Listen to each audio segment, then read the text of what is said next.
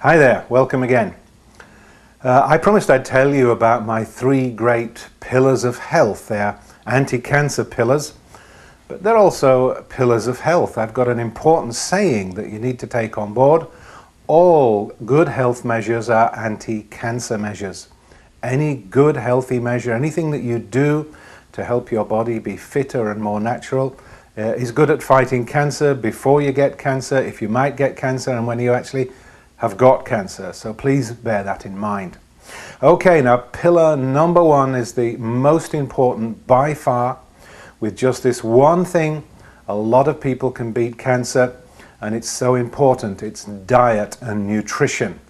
Now, I'm not talking about the usual feeble recommendations of a balanced diet. I'm talking about a serious program that overturns the way you've been eating and looks at things from a completely different perspective.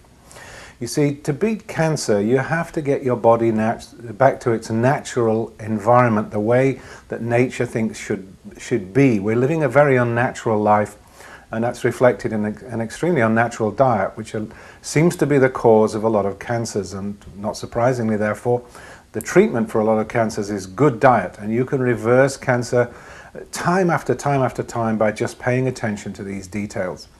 You see, historically, if you look at simple peoples, and I'll say simple, not primitive, but simple peoples that lived a Stone Age life, and they were visible and evident on this planet even when I was a child. It's only in the last 50 years or so that Stone Age societies, such as in New Guinea and the deep jungles of the Amazon, and Eskimo societies have actually turned to the West and contaminated their diets with the way that we do things. But if you go to those simple societies, I'm going to shock you by saying cancer is completely unknown. There are many, many sources of this information. There were studies, one study carried out among Eskimos with Harvard doctors and serious world-class scientists for over 70 years was unable to document a single case of cancer. Now, don't get caught up in the usual propaganda nonsense. That's because people are living longer now and they're getting more cancer. First of all, cancer does occur in younger groups anyway, as you know. But even in simple societies, it's not that rare for people to live till 60s and 70s once they get past the dangerous trauma of the childhood years. I did a paper myself recently. I've repeated all the information in my great e-report, Cancer Confidential. You may want to get your hands on that report, and you can see on the screen there the website where you can go and download that. But I repeated a study, or redigested, as it were, for my subscribers, a study of Victorian nutrition and Victorian diet. And it was remarkable that cancer was extremely rare in Victorian societies.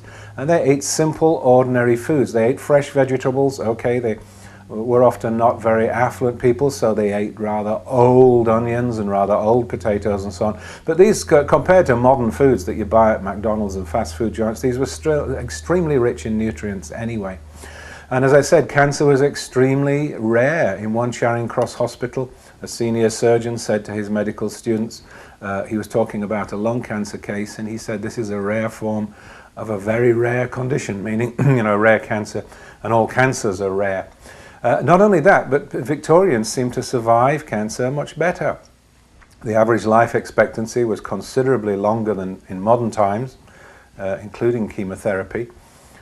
People just simply, they seem to live on and on. But what's remarkable is that Victorian doctors they're only diagnosing stage 3 and stage 4 cancers. If they diagnose stage 1 and stage 2 cancers, the average survival rate after diagnosis of a cancer would certainly have exceeded 10 years, and long-term survival into the 40s and 50s of years. So cancer is a very survivable disease unless it's fooled around with, and of course chemotherapy and radiation is a pretty serious intervention, and a lot of us suspect that's partly the trouble anyway, that if doctors left things alone it wouldn't be so bad. But it's not true. I mean, to leave things alone and do nothing, you have to do something, but what you have to do is natural remedies, and there's no question that diet is the number one of those. You have to simplify your diet, fill it with antioxidants and get rid of saturated fat, sugar, salt, all the stimulant drinks, and especially all the vitiated junk. Vitiated means, weakened and watered down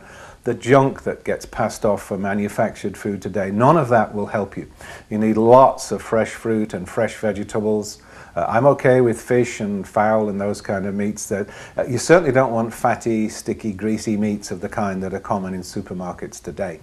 But in fact, meat eating is part of man's natural diet. I don't think that's the issue. I think the chemicals and junk that you find in meat is really the issue. Anyway, if you make any kind of change, you're going to help yourself. If you're already fighting cancer, then I suggest you start with a fairly drastic program for a few days of just simply fruit juice fast and a few smoothies. Really clear out this old bad habits that you've got and then turn to natural foods. If you want to follow a stricter program, they're around. The very famous one, of course, is the Gerson diet. Said to be very successful, although I have a slight problem with that. It's so difficult and so demanding that I think it singles out people who are very determined that they want to survive the cancer.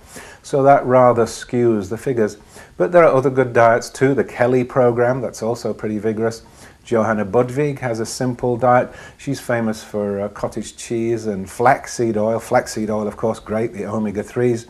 Not sure about the cottage cheese. I don't like dairy products. I think that's one of the major contributing factors to health dangers, including cancer. But the rest of her diet program is all about eating lots of luscious natural foods. And as I said, you can beat cancer on this one trick alone. So I consider this my number one pillar of health, my number one anti-cancer pillar. Okay, I'll tell you number two in the next short video. Thank you.